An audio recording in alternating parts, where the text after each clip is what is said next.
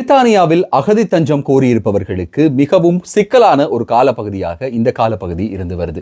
இதுல மிக முக்கியமான பல அறிவித்தல்கள் மேற்கொள்ளப்பட்டிருக்கிறது.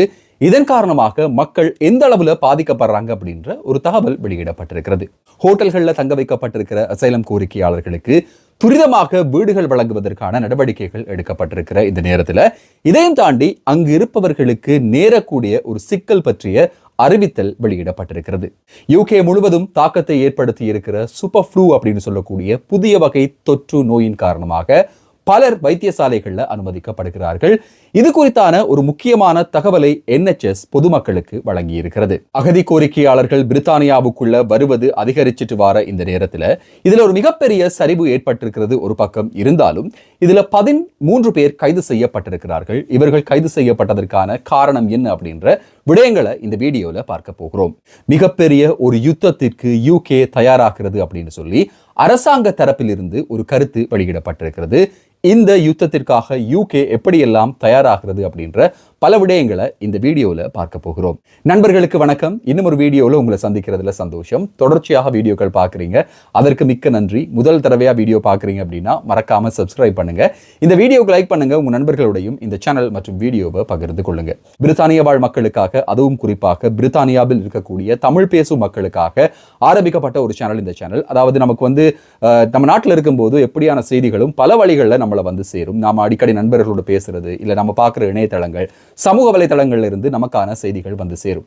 ஆனா வெளிநாட்டில் இருக்கும்போது நம்ம சுற்றி என்ன நடக்குது, இமிகிரேஷன் அப்படின்றது ஒரு பாட்டா இருந்தாலும் அதையும் தாண்டி யூகேக்குள்ள என்ன விஷயங்கள் நடக்குது அப்படின்றத பிரத்யேகமாக யூகே வாழ் தமிழர்களுக்காக செய்யணும் அப்படின்ற ஒரு நோக்கத்தில் ஆரம்பிக்கப்பட்ட சேனல் தான் இந்த சேனல்.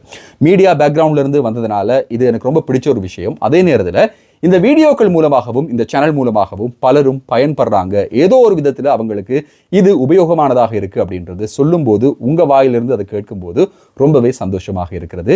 இந்த சேனலும் சரி, என்னுடைய முயற்சியும் சரி, இல்லை இந்த வீடியோக்களும் சரி, ஏதாவது ஒரு வகையில் உங்களுக்கு பயன்பட்டிருக்குமாக இருந்தால் மறக்காம கமெண்ட்ல சொல்லுங்க.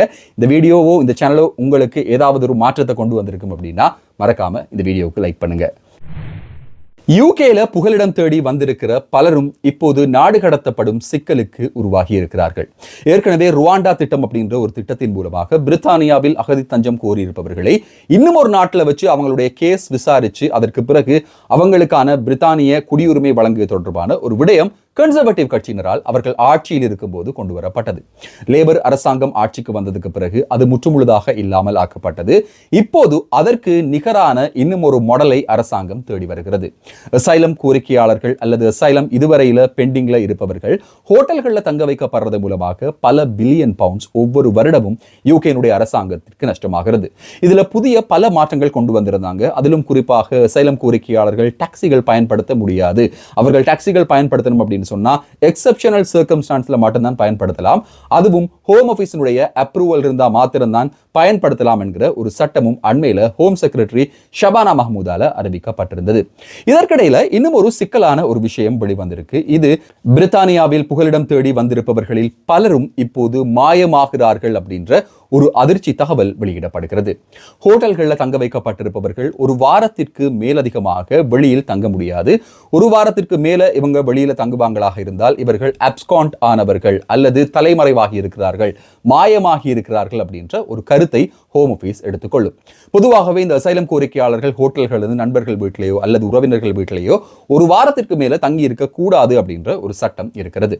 இதன் அடிப்படையில் இப்போ டிபோர்டேஷன் அதிகமாகி இருக்கிறதுனாலையும் அசைலம் கோரிக்கையாளர்களுடைய புகலிட கோரிக்கைகள் தொடர்ச்சியாக நிராகரிக்கப்பட்டு வர காரணத்தினாலேயும் பலரும் மாயமாகிறார்கள் அப்படின்ற ஒரு தகவல் வெளியிடப்படுகிறது. இந்த மாயமாதல் அப்படின்னும் போது ஹோட்டல்களில் இருப்பவர்கள் இப்போ எங்க இருக்காங்க அப்படின்றே தெரியாத அளவுக்கான ஒரு சிக்கலை ஹோம் ஆபீஸ் எதிர்கொண்டு வருகிறது. இவர்களுடைய வீடுகளை உடனடியாக இவர்களுக்கு வழங்க வேண்டும். ஹோட்டல்களில் தங்க வைக்கப்பட்டிருப்பவர்கள் எதிர்வரும் ஆண்டுக்குள்ள குறைக்கப்பட வேண்டும் அப்படின்றது அரசாங்கத்தினுடைய மிக முக்கியமான ஒரு முன்னெடுப்பாக இருக்கிறது. இந்த முன்னெடுப்புக்கு மத்தியில மாயமாகின்றவர்களின் எண்ணிக்கை அதிகரிப்பு அப்படின்றது மிகப்பெரிய ஒரு சிக்கலை உருவாக்கி இருக்கிறது. எத்தியோப்பியாவை சேர்ந்த காலித் அப்படின்ற ஒருவரிடம் கேட்டபோது அவர் சொல்லியிருந்த ஒரு விஷயம் திடுக்கிட வைக்கிறதாக இருக்கிறது. 4 முறை அப்பீல் செய்தும் அவருக்கு அசைலம் கிடைக்கவில்லை.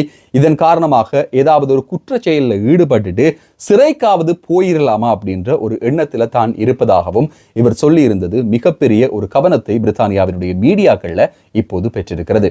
அசைலம் கோரிக்கையாளர்கள் எப்படியாவது நாடு கடத்தப்படுவார்கள் அப்படின்ற கட்டத்துல இவர்கள பலர் குற்றவியல் சம்பவங்களை செய்து சிறைக்கு போறாங்க. இதற்கான பின்னணியாக இருக்கிற காரணம் என்ன அப்படின்னா, உள்நாட்டில் அவங்களுக்கு இருக்கிற அச்சம், அந்த நாட்டில் அவங்களுக்கு இல்லாத பாதுகாப்பு அப்படின்ற காரணங்களால யூகேல சிறையில இருந்தா கூட பரவாயில்ல அப்படின்ற ஒரு விபரீத முடிவை இவர்கள பலரும் எடுப்பதாக சொல்லப்படுகிறது. இதற்கிடையில இப்போதைக்கு 20 தொடக்கம் 30 ஆண்டுகள் வரையில புகலிட கோரிக்கையாளர்களுக்கான பாஸ்போர்ட் வழங்குவதற்கான காலப்பகுதி நீடிக்கப்படும் அப்படின்ற ஒரு ப்ரொபோசல் முன்வைக்கப்பட்டிருக்கிறது. இது பிரித்தானிய வாழ் மக்கள் மத்தியில மிகப்பெரிய வரவேற்பையும் பெற்றிருக்கிறது அப்படின்றது குறிப்பிட்டு சொல்ல வேண்டிய ஒரு விஷயம். இதற்கிடையில பலரும் பிரித்தானியாவுக்கு இப்போதும் படகுல வராங்க. இருந்தாலும் 56% இதில் குறைவு ஏற்பட்டிருக்கிறது. இதற்கான பிரதானமான காரணம் என்ன அப்படின்னா, யூகேயை அசைலம் கோரிக்கையாளர்களுடைய ஒரு அட்ராக்டிவ் பிளேஸாக மாற்றுவதிலிருந்து மாற்றமான ஒரு புதிய ப்ரொபோசல் முன்வைக்கப்பட்டது. அந்த ப்ரொபோசலை தொடர்ந்து அசைலம் கோரிக்கையாளர்கள் மட்டும் கிடையாது, ஸ்டூடெண்ட்ஸ், ஸ்கில் மைக்ரன்ஸ் போன்ற அனைத்து வகையான மைக்ரேஷன்லையும் மிகப்பெரிய அளவிலான ஒரு வீழ்ச்சி ஏற்பட்டிருக்கிறது அப்படின்ற தகவலையும் ஹோம் ஆஃபீஸ் வழங்கி இருக்கிறது. இதுல குறிப்பாக யூனிவர்சிட்டிஸை பொறுத்தவரையில இவர்கள் ஹோம் ஆஃபீஸுக்கு தொடர்ச்சியான அழுத்தம் வழங்கிட்டு வராங்க. இதன் காரணமாக மிகப்பெரிய அளவிலான ஒரு ரெவென்யூ லாஸை இப்போது யூகேனுடைய யூனிவர்சிட்டிஸ் எதிர்கொண்டு வருகிறது. இதுவும் ஒரு சிக்னிபிகண்டான மாற்றமாக இந்த இமிகிரேஷன் சிஸ்டம்ல பார்க்கப்படுகிறது. யூகேனுடைய ஆர்ம் ஃபோர்சஸ் மினிஸ்டராக இருக்கின்ற அல்கைன்ஸ் ஒரு திடுக்கிடும் தகவலை வெளியிட்டிருக்கார். யூகே மாத்திரமில்லாம ஐரோப்பாவினுடைய பல நாடுகளும் ஒரு மிகப்பெரிய யுத்தத்திற்கு இப்போது தயாராகிறது அப்படின்ற ஒரு தகவல் முன்வைக்கப்படுகிறது. ஐரோப்பாவினுடைய பல நாடுகளும் இப்போது டார்கெட் பண்ணப்பட்டிருக்கிறது. இதுல யூகேக்கான பாதிப்பு அல்லது யூகே டார்கெட் பண்ணப்பட்டிருக்கிறது அப்படின்றது 50% அதிகமாக இருப்பதாக கணிக்கப்பட்டிருக்கிறது. இதன் மூலமாக எதிர்வரும் ஆண்டுகள்ல யூகேல மிகப்பெரிய அளவிலான யுத்தங்கள் வரக்கூடியதாக இருக்கும். இது கத்தி ரத்தம் கொண்ட அல்லது துப்பாக்கி கொண்ட ஒரு யுத்தமாக இருக்குமா அப்படின்னு கேட்டா அதற்கான வாய்ப்புகள் ஒரு பக்கம் இருக்கிறது. இன்னும் ஒரு பக்கம் இது ஒரு பொருளாதார ரீதியான யுத்தமாகவோ அல்லது டெக்னாலஜி ரீதியான ஒரு யுத்தமாகவோ இருப்பதற்கான வாய்ப்புகளும் அதிகமாக இருப்பதாக சொல்லப்படுகிறது. இதற்கிடையில இதற்கு பிரித்தானியா மிக தீவிரமாக ஆராய்ந்து தயாராகி வருகிறது என்கிற ஒரு தகவல் வெளியிடப்படுகிறது. கடந்த பட்ஜெட்களிலும் சரி அல்லது அதற்கு முந்தைய பட்ஜெட்டிலும் சரி அதிகப்படியான தொகை இந்த யுத்தங்களுக்காகவும் டிஃபென்ஸுக்காகவும் ஒதுக்கப்பட்டிருந்ததும் மிக முக்கியமான ஒரு விடயம்.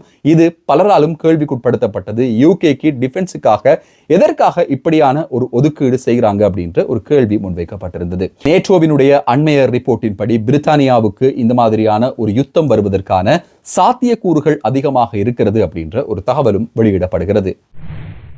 ஆக்ஸ்போர்ட்ஷயரில் இருக்கின்ற M40 மோட்டர்வேயில் ஒரு லாரிக்குள் வைத்து 13 அகதிகள் கைது செய்யப்பட்டிருக்காங்க.